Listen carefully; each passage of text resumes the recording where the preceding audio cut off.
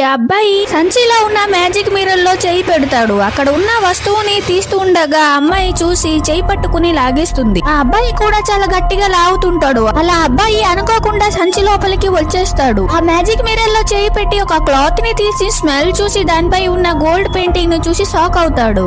ఆ అబ్బాయి మళ్ళీ మ్యాజిక్ మిర్రర్ లో చేయి పెడతారు. అతని చేతికి మెత్తగా తగులుతుంది ఏంటి అని అనుకుంటాడు. అప్పుడు ఆ పని మనిషి సిగ్గుపడి వెనక మిర్రర్ లో ఉన్న చేయిని చూసి షాక్ అయి పడిపోతుంది. అమ్మాయి సౌండ్ ఏంటని చూస్తూ ఉంటుంది. మ్యాజిక్ మిర్రర్ దగ్గర ఉన్న బొమ్మ దేవుడు తీసుకెళ్లాడని అనుకుంటుంది. వెంటనే ఆ పని మనిషిని లేపి చూడు అక్కడ ఉన్న బొమ్మ మాయమైందని చెబుతుంది.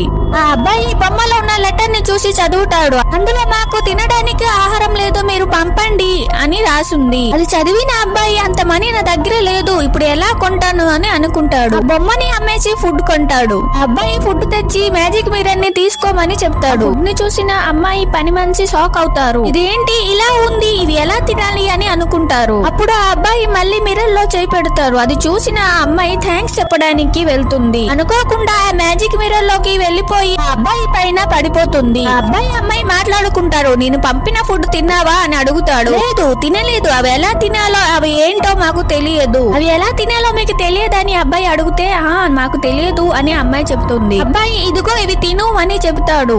అమ్మాయి తినడానికి ట్రై చేస్తుంది, తినలేదు. అబ్బాయి నవ్వి అలా కాదు ఇలా తినాలి అని చెప్తాడు. ఆ అమ్మాయిని మోడర్న్ గా రెడీ చేస్తాడు. అప్పుడు ఆ అమ్మాయి నాకు మీలాగా మాట్లాడడం రాదు, నేను మీతో రాను అని చెప్తుంది. అబ్బాయి ఒక బుక్ తెచ్చి ఇచ్చి బుక్ చదువు నాలాగే మాట్లాడతావని చెప్పాడు. అలాగే చదువుతానని అమ్మాయి చెప్తుంది. అవును నువ్వు ఇప్పుడు ఇంటికి ఎలా వెళ్తావని అబ్బాయి అడుగుతాడు. త్వరగా వెళ్దామని అమ్మాయి వాళ్ళ ఇంటికి తీసుకుని వెళ్తుంది.